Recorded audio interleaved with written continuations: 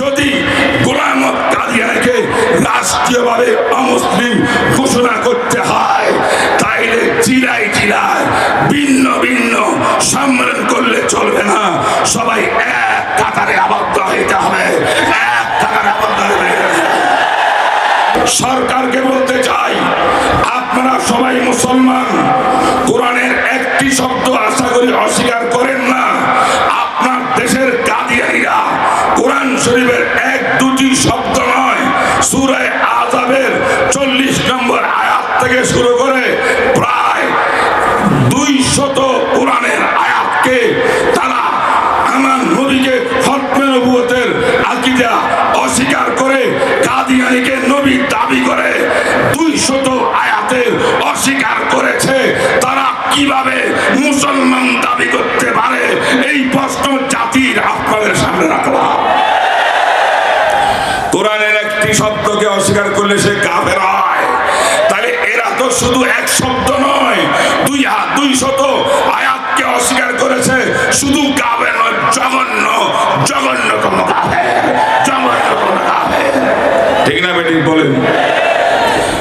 1974 সালে রাবেতাতুল আলামিল ইসলামী মক্কা মুকাররমায় 144টি মুসলিম দেশের বড় বড় তানজিমের পক্ষ থেকে সারা বিশ্বের উলামায়ে কেরামকে, ফকিহগণকে একত্রিত করে ঐক্যবদ্ধ একটা মিটিং হয়েছিল, ঐক্যবদ্ধ মিটিং হয়েছিল। সেই মিটিংয়ে বিশ্বের সমস্ত উলামা ইজমা মুনআকিদ করেছেন, ইজমা সাব্যস্ত হয়েছে, মুনকিরে খতমে নবুয়ত কাফের, কাদিয়ানীরা কাফের।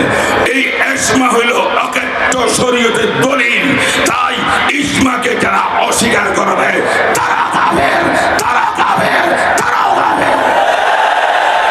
নম্বর 3, জিহাদ মাযিন ইলা ইয়াউমিল কিয়ামা। জিহাদের অসংখ্য আয়াত কোরআনে আছে না নাই? এই কাদিয়ানীরা ইংরেজের দালালি করে ভারত উপমহাদেশে উলামায়ে দেওবন্দের পূর্বসূরীরা এই দেশে ইসলামকে প্রতিষ্ঠা করার জন্য ইংরেজকে ঘেরাও আন্দোলনে যখন জিহাদে নেমেছিলেন, শামিলের ময়দানে, আম্বালার ময়দানে, তখন এই কাদিয়ানী বেঈমান ইংরেজের ওকালতি করিয়া কিতাব লিখে জিহাদকে রহিত বলে সাব্যস্ত করেছে। জিহাদ কোরআনে কারীমের আয়াত দ্বারা, অসংখ্য আয়াত দ্বারা প্রমাণিত, অসংখ্য হাদিস দ্বারা প্রমাণিত। এমন কোরআন হাদিসের অকাট্য বিধানকে যারা মানসুখ বলে, রহিত বলে, তারাও কাফের, তারাও কাফের, তারাও কাফের। তাই কাদিয়ানী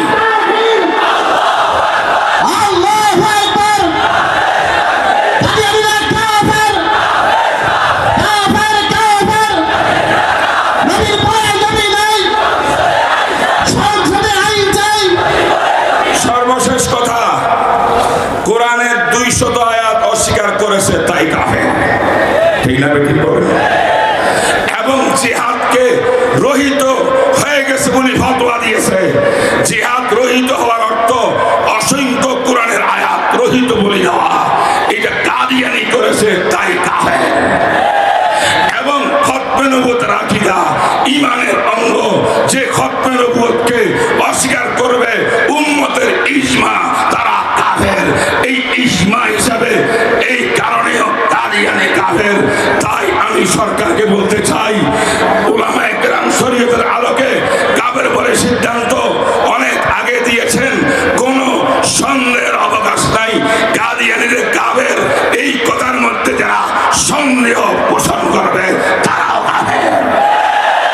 ঠিক না বেটি বলেন? এখন সরকারের দায়িত্ব, সরকার মুসলমানদের পক্ষে থাকবেন, আমার নবীর পক্ষে থাকবেন, খাতামুন নবীর পক্ষে থাকবেন, না ইংরেজ যে দালাল কাদিয়ানীর পক্ষে থাকবেন, সিদ্ধান্ত নেবে সরকার। আমরা দেখতে চাই সরকার কি ইংরেজের দালালি করে, কাদিয়ানীর দালালি করে, নাকি নবীর প্রেমে পড়িয়া কাদিয়ানীকে অমুসলিম ঘোষণার আইন জারি করে। কাদিয়ানীদের আপনারা ভেঙে দাও, গুড়িয়ে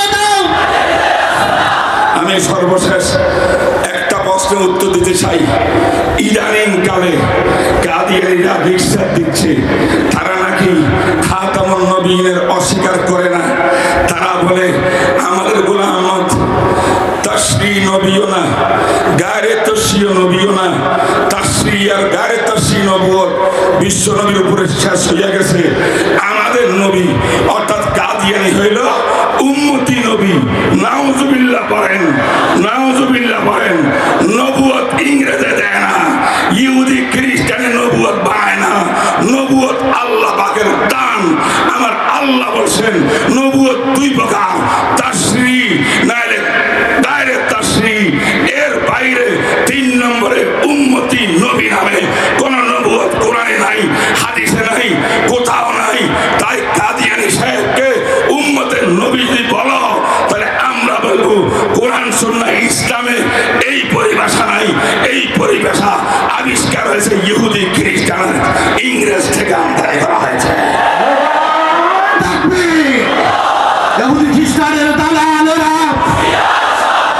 আমেরিকার দালালেরা, নবীর পরে নবী নাই, বন্ধুরা আমার, সংসদে আইন চাই। আন্তর্জাতিক তাহাফুজে খতমে নবুয়ত বাংলাদেশ ছিল, আছে, কিয়ামত পর্যন্ত থাকবে। ঠিক না বেঠিক বলেন?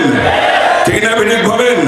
কারণ এই গোলাম আহমদ কাদিয়ানীকে সরকার যে কাফের ফতোয়া দেয়, এই আন্দোলনের কাজ বন্ধ হবে না।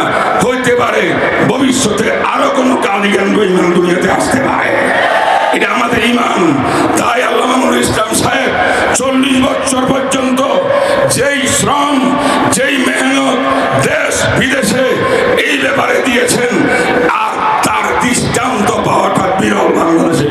বলেন, আমি বলবো যে কোন নামে আজকে যারা খতমে নবুয়তের সম্মেলন করতেছেন পৃথক পৃথক, আমি সেই মধুপুরের পীর সাহেবের সেই সম্মেলনও অংশগ্রহণ করিয়া হাজার মানুষের সামনে পীর সাহেবকে বলেছি, যদি গোলাম আহমদ কাদিয়ানীকে রাষ্ট্রীয়ভাবে